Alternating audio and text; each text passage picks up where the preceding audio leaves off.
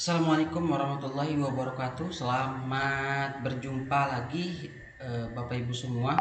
Nah, ada informasi tambahan terkait seleksi P3K tahap 2. Nah, BKN telah merilis informasi terbaru, yaitu tentang eh, aturan tambahan untuk kriteria pelamar pada seleksi P3K tahap 2.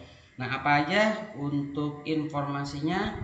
Nah, oke, kita langsung buka saja di web resminya, yaitu bkn.go.id. Nah, informasinya yaitu terkait tentang persyaratan tambahan, ya, persyaratan tambahan untuk P3K tahap 2. Nah, perlu kita baca di sini. Yang pertama adalah, ya, dalam keputusan Menpan RB dijelaskan bahwa tenaga non ASN yang terdaftar dalam pangkalan database, ya, dalam pangkalan data tenaga non ASN BKN dapat mengikuti seleksi P3K tahap 2 dalam hal memenuhi kriteria sebagai berikut. Nah, yang pertama, ya. Yang pertama itu tidak memenuhi syarat atau TMS pada seleksi administrasi pengadaan P3K tahap 1, ya. Jadi yang pertama itu bagi pelamar yang melakukan seleksi di tahap 1, kemudian ada beberapa berkas yang memang tidak sesuai, kemudian setelah dilakukan seleksi administrasi, kemudian yang bersangkutan itu TMS. Nah, di tahap 2, ya, berdasarkan kriteria tambahan ini itu bisa mendaftar di tahap 2. Nah, kemudian yang kedua adalah yaitu tidak memenuhi syarat atau TMS pada seleksi administrasi pengadaan CPNS, ya.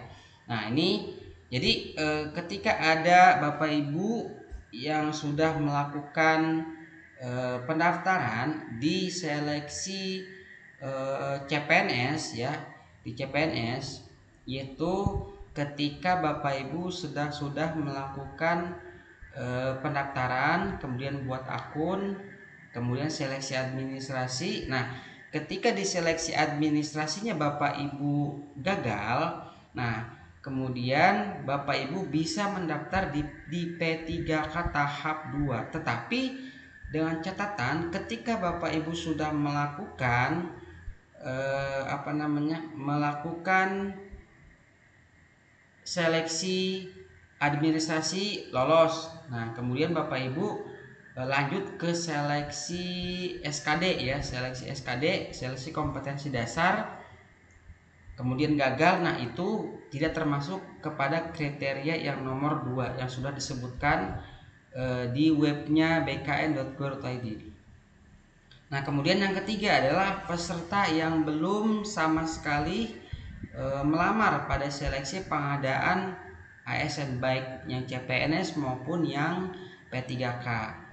Nah, kemudian dari ketiga persyaratan tersebut, ya, bisa mengisi formasi atau jabatan yang sudah ditentukan, Bapak Ibu. Nah, ini ada 4 kriteria, yang 4 jabatan yang memang yang direkomendasikan oleh BKN untuk bisa diisi, yaitu yang pertama adalah pengelola umum operasional, kemudian operator layanan operasional, kemudian pengelola layanan operasional atau penata layanan operasional. Nah, jika Ibu bingung dengan pengelola umum operasional, ini adalah berdasarkan kualifikasi ijazah, ya. Ketika Bapak Ibu ijazahnya SD kemudian SMP, nah, Bapak Ibu bisa memilih pengelola umum operasional. Nah, kemudian ketika Bapak Ibu ijazahnya SMK, ya, itu bisa memilih operator layanan operasional atau pengelola layanan operasional.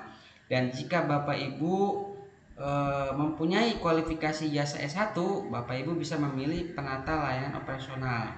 Nah, itu gambaran formasi yang bisa diisi Bapak Ibu ketika Bapak Ibu memenuhi persyaratan yang 3 ini ya. Nah, mungkin itu aja informasi tambahan ya dari penjelasan dari websitenya bkn.go.id. Untuk lengkapnya update terus informasi di webnya BKN ya.